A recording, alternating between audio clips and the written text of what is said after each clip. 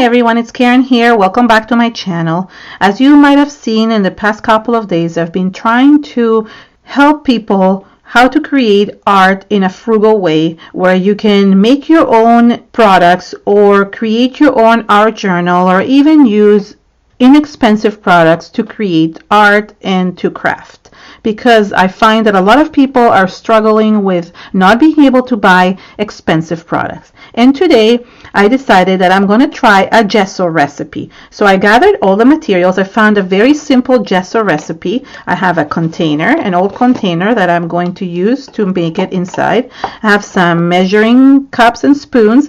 I have white glue. I have baby powder, acrylic paint, and some water. And that's basically the ingredients for this simple gesso that I want to use in my new junk journal. So the first thing is to put the baby powder, and you have to put a quarter cup of the baby powder. So this is basically a quarter cup right now, and I'm just going to follow the exact recipe. This is a quarter cup of baby powder. Then it asks for a tablespoon of glue, of white glue, basically simple white glue. And yes, definitely art grade gesso is going to give you different results than maybe this one, but you know what, if you want to just create and just enjoy creating, then that shouldn't be an issue. You should be able to create no matter what. I'm going to use another spoon here just to kind of pull this off, because I need to add the paint as well. So there is 1 tablespoon of glue, and then 1 tablespoon of white paint. So I bought cheap acrylic paint from the dollar store, and the glue is also from the dollar store, and I'm just going to mix it in here. This is just folk art, deco art acrylic paint. It's the cheap kind, because you know what, why not? And what I'm going to do is I'm going to mix it. Now the recipe also asks for some water depending on the desired consistency. So I usually like heavier gesso, but what I'm going to do is I'm first going to mix it before I actually figure out the consistency. So once I figure out the consistency, that's when I'll start adding the water. So now it's becoming more of a gluish, thicker paste. But as I add water, oops, maybe I should not add it that way. I'll just put it, I just have this is the water that I had beside me. I'm slowly going to add water until it creates that desired consistency that I want. This is very cool. Actually, this looks very much like gesso. So now I have pretty thick gesso, almost like a texture gesso.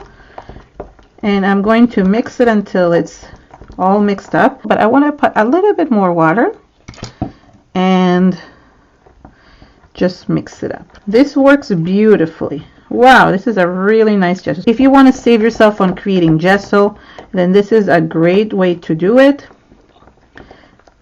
Wow, this is beautiful gesso.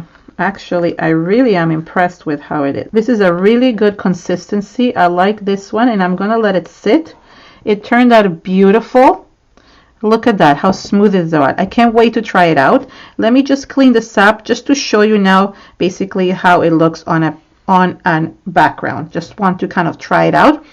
I literally just Googled how to make gesso, and this is what came up. It's a simple recipe that I've never made before. I never tried this before.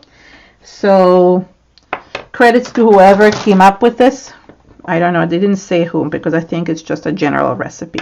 So this is what I mean. These ingredients are super cheap, and you can find them everywhere, and you can use them in your journals and your artwork and everything. So now I'm going to just get a packaging material and just test it out. Let's see how this works. Okay. Wow, how cool is that? There it is. Perfect gesso for your artwork. Create your own gesso, and look how beautiful that is. It gives a beautiful coat. So depending on how much water you add, it will become either thicker or thinner. And it smells beautiful. It smells so good because it smells like baby powder. It smells like a little baby's bottom. Anyway, so there we go. It works perfectly. I'm going to seal this up because I can't wait to use it in my junk journal. So here's the first product that I've gotten to be able to use in my junk journal. So thank you so much for joining me today. If you want to create your own gesso, or you have other recipes that you've heard of that are really great for creating gesso, then go ahead and share them with me. You could tint the gesso with other colors as well, but I just really wanted to create that white gesso that could be used for any background, to prime a background in our journaling page or for my junk journal. I really appreciate all those people that have shared with me their struggles with having to buy expensive products. So this is a really good way of finding something that you can create that is inexpensive and works really beautifully. So I hope this helps you, and stay tuned for more videos on how to create art inexpensively so you don't have to buy the expensive products. Thank you so much, everyone, and I hope you subscribe to my channel, give this YouTube video a thumbs up, and I hope you join my Facebook group, Karen Tamir and Friends Creative Space, where you can share any other recipes for gesso or any other ways that you've used products frugally to be able to create art. I'd love to see all your ideas. So thank you so much. I'm linking that below along with my Instagram. So if you create if you create any project with these products, just go ahead and hashtag me at Karen Tamir _art, and I can find and share your projects with everyone. Thank you so much, everyone. Bye.